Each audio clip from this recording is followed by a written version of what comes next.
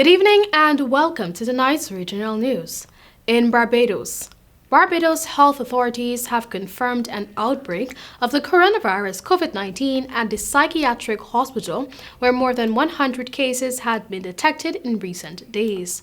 According to an official statement issued, a decision was made to screen all staff and patients at one of the wards, and that as of October 22, at least 43 positive cases out of the 56 patients had been detected. It said results from tests conducted on the other ward revealed 64 positive cases out of the 56 patients there. I quote, "In total, the psychiatric hospital detected 111 cases. As of October 22, management and staff have put measures in place to manage the situation. Due to the high infection rate in the facility, all staff and clients will be tested," end of quote, the statement read. In Jamaica, police have launched a search for two men identified as suspects linked to the death of the 5-year-old child killed in Duhaney Park, St. Andrew, Jamaica. Reports are that about 1 a.m. on October 7, the child Danique Salmon was at home sleeping when she was hit by a stray bullet as gunmen traded gunfire in the streets of the community.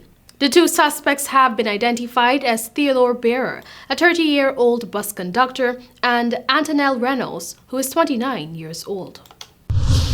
In St. Lucia, the St. Lucia government has defended its decision to allow for the phased return to the physical classroom Monday, saying it is necessary for children to be back in the environment better suited for learning. St. Lucia has suspended physical classroom sessions since March last year. I quote, "Key grade levels will resume in the first instance and include kindergarten, grade 6, and forms 4 and 5.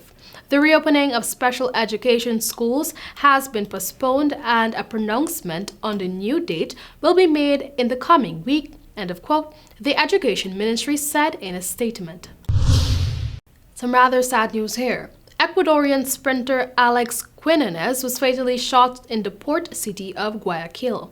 Quinones, who was 32, became a national hero in 2012 when he reached the 200-meter final at the London Games, finishing 7th in a race won by Usain Bolt. He also won bronze in the 200 at the 2019 World Championship in Doha.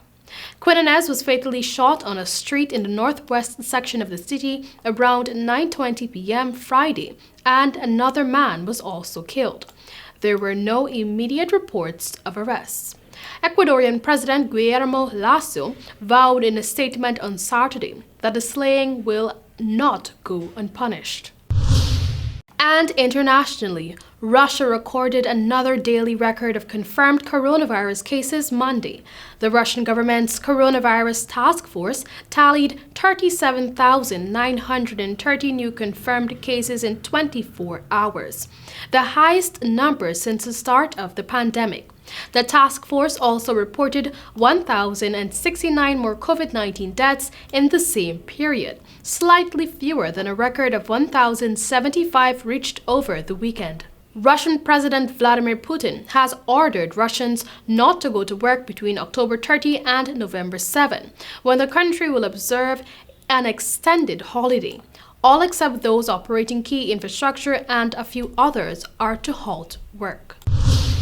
And finally, children as young as 3 years old will start receiving COVID-19 vaccines in China, where 76% of the population has been fully vaccinated, and authorities are maintaining a zero-tolerance policy toward outbreaks.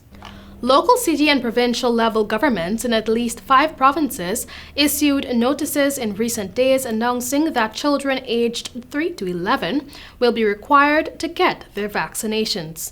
This comes after a small outbreak of 35 new cases. Sinovac will be used for children aged 3 to 17, but so far it has only been vaccinating those 12 and older. That was all for tonight's regional news. Thank you for joining. Goodbye.